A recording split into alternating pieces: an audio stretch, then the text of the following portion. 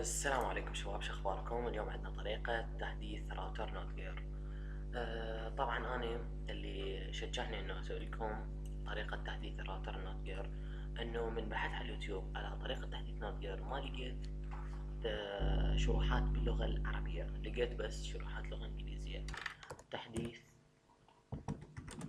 راوتر، هنا نكتب تحديث راوتر نوت جير.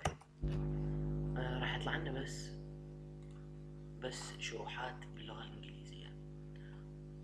فأنا حبيت أسوي لكم، هو اللي شجعني إنه أسوي لكم شرح باللغة العربية حتى الكل يستفادون منه، إن كان مشترك أو صاحب بوينت. طبعا هسه هنا راح نفتح على جوجل كروم، ندخل نفتح نفتح راوتر نوت 192.168.0.1. هو بالأصل .1.1 بس أنا مغيرها حتى أقدر أفتح صفحة المانجمنت مالت المشتركين. هنا أنا تكتب ادمن، هنا كلمة باسورد، تعطيه تسجيل دخول. هسه راح نجي ندخل على كلمة ادفانس وراح على ادمنز، نجي هنا كلمة راوتر ابديت، راح تلقى كلمة راوتر ابديت، تضغط على كلمة راوتر ابديت.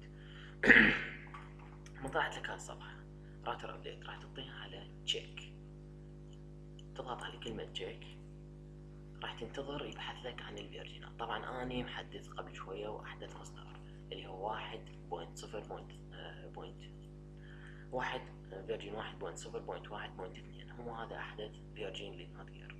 طبعا انا انصحكم بالتحديث الراوتر نوت جير حتى شوكو مشكلة بيه تروح، و يعني ان كنت مشترك او صاحب بوينت حدث هذا راوترك عن طريق هذا الشرح. طبعا هسه يقول لي نوت نيو فورموير لان انا محدث، يقول لي ماكو فورموير تحديث جديد لهذا الراوتر، هو هذا احدث اصدار. طبعا انا هسه حدثته، اللي يريد يحدث هاي الطريقة اكثر طريقة هو النجاح. هسه انا راح تشوفون يعني انه شلون احدث تكملة التحديث. راح تيجي تدخل هو نفس الراوتر ابديت، مو تطي تشيك، راح يبحث لك ورا ما يطلع لك الفيرجنات يعطيك الاصدارات اللي انت يقول لك احدث اصدارات، انت اصدارك كذا واصدار الاحدث منه كذا، اللي هو 1.0.1.2 راح يطلع لك اياه احدث اصدار.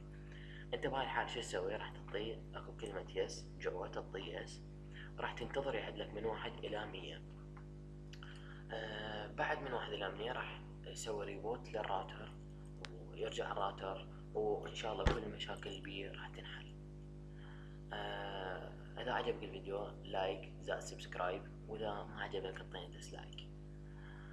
وإذا تريدون شرح عن أي شيء جديد، بس يعني مثلا برنامج أو كيفية ضرب سوفت وير للنانو أو أي شيء، اكتبوا لي بالتعليق، مرة إن شاء الله راح أسوي لكم شرح مميز.